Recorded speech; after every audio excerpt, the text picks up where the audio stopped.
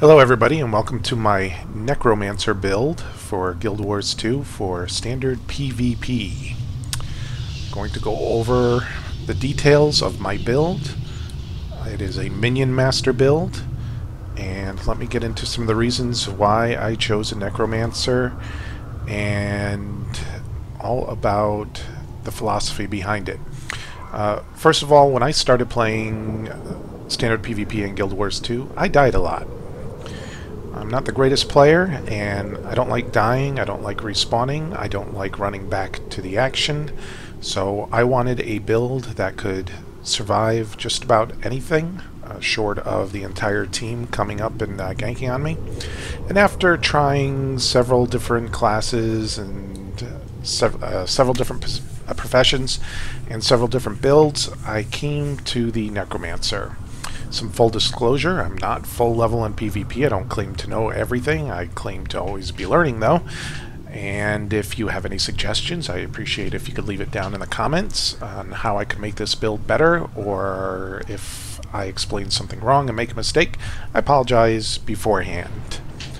So, I have a Necromancer, which is a minion build. If we look down at all my traits on the right hand side of my health, for the elite skill I have the flesh golem,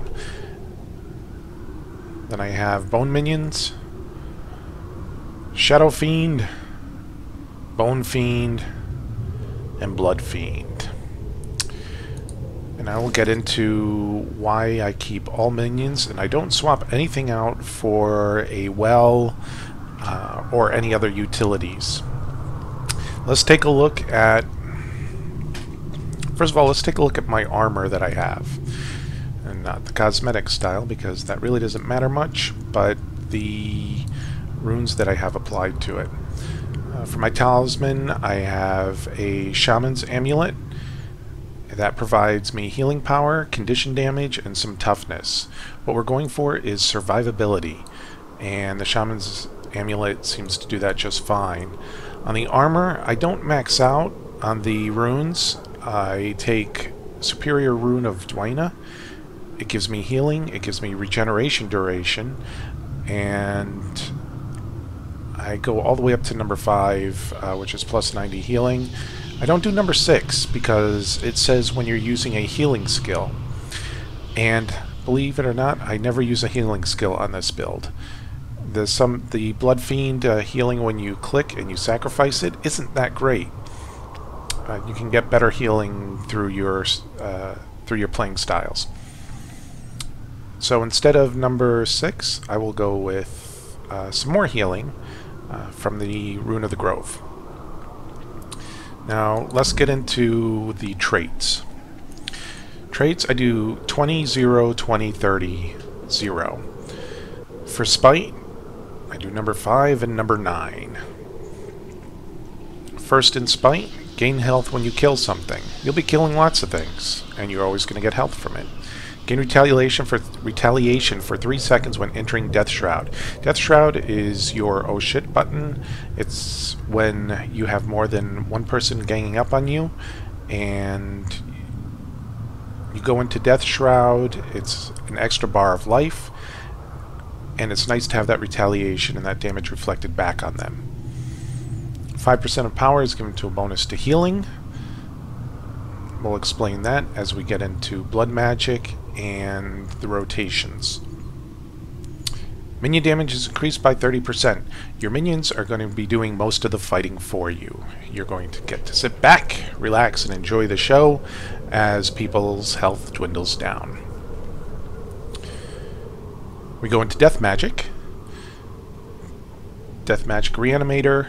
Summon a Jagged Horror when you kill a foe. Those little guys help out a little bit.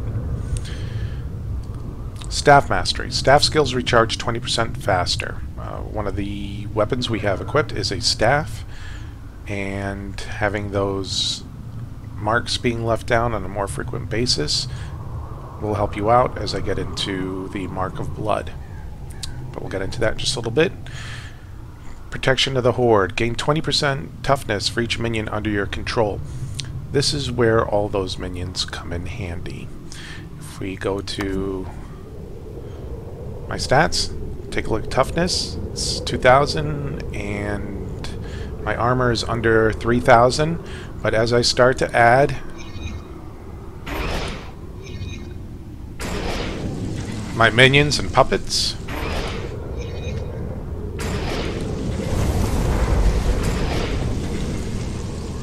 now my armor is over 3,000. So when I have all my minions out, I'm a much tougher guy. Those minions are really ugly too. The blood one looks just like a vagina floating in the air. See, look at that. Ew. Like some sort of demon vagina. Diseased. It's pretty scary. Okay, back to the build. So,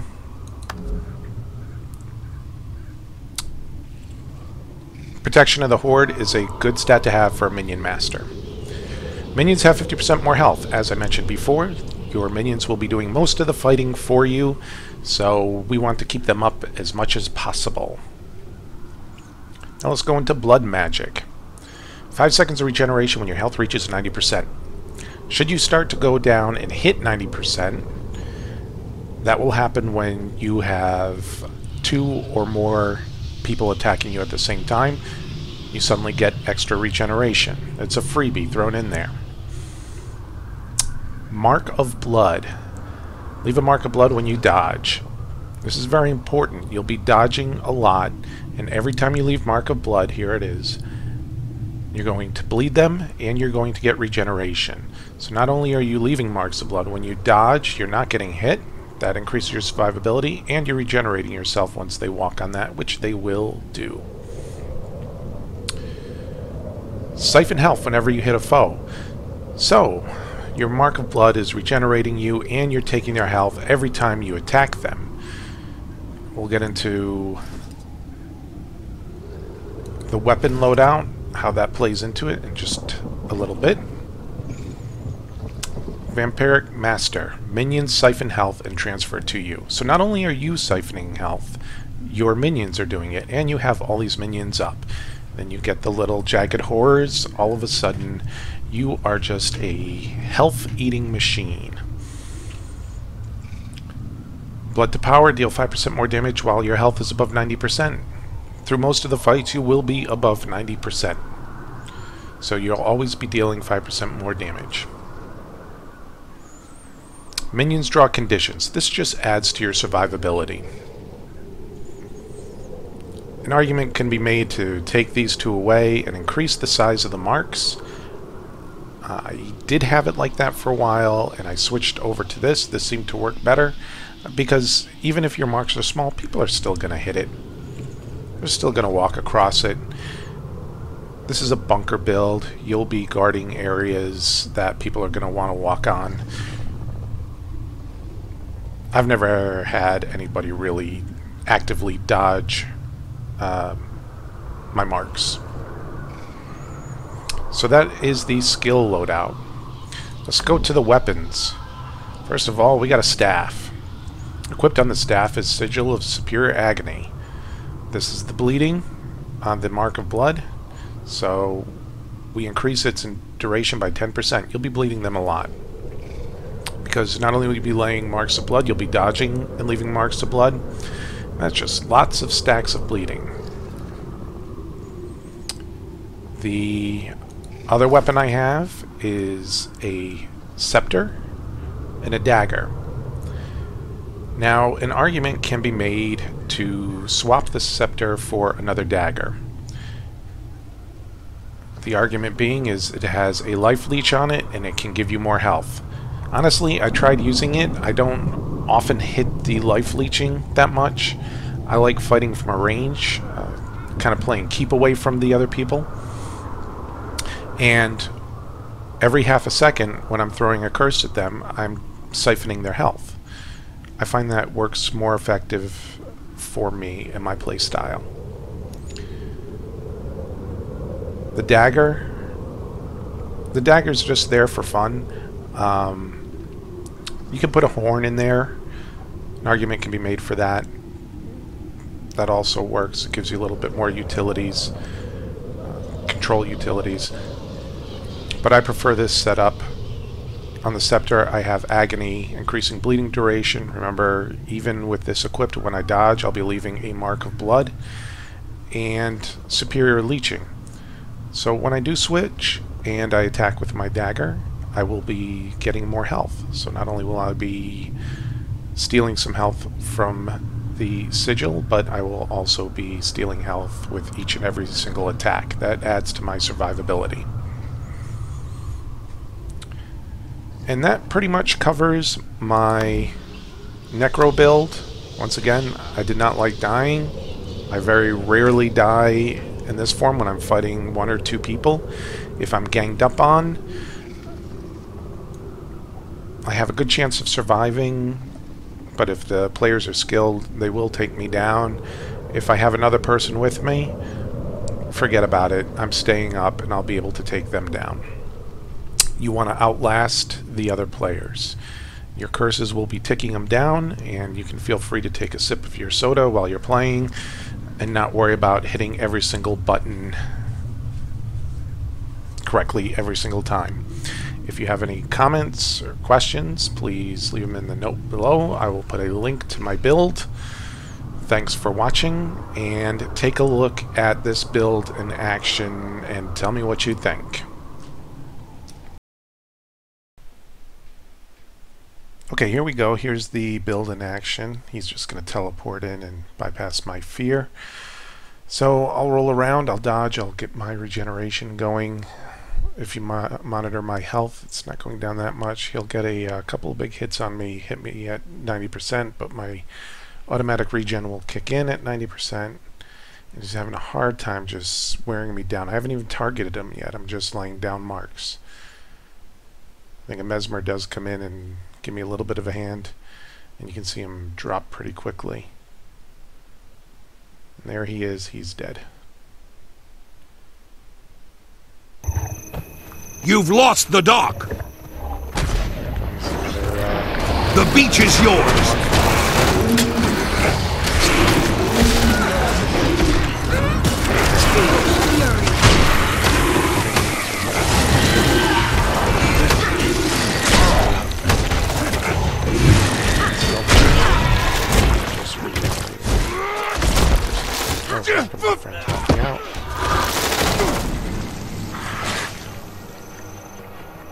Very nice of him, but and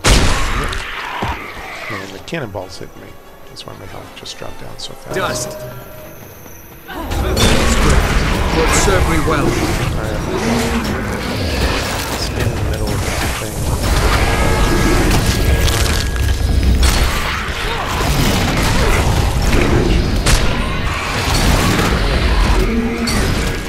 Just getting started.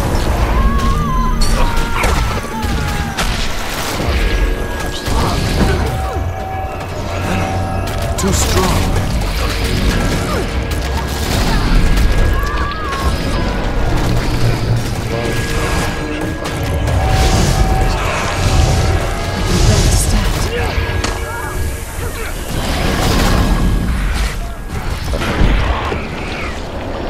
Here comes a Lord fight with me, and I believe it's a Guardian. You'll notice some people come in to defend.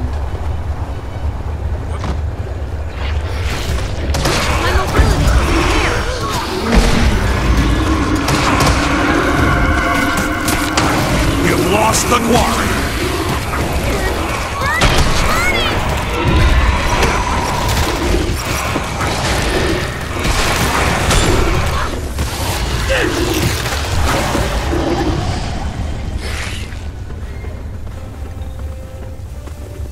Going to the boss fight.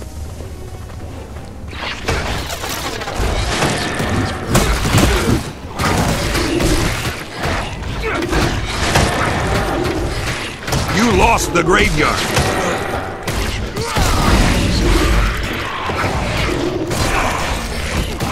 Refreshing. You've captured the quarry.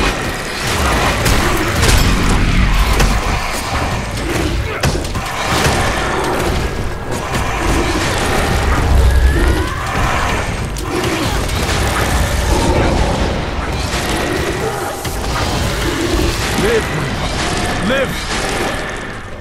we're just gonna go take out the boss. Don't care about the other two guys. You lost the waterfall.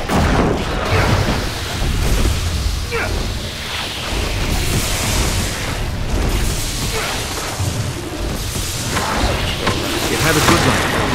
Sure. Oh, well, You've taken the graveyard.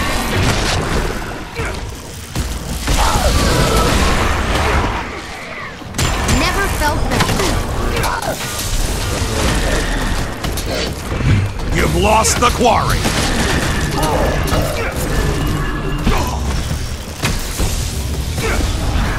You lost the graveyard.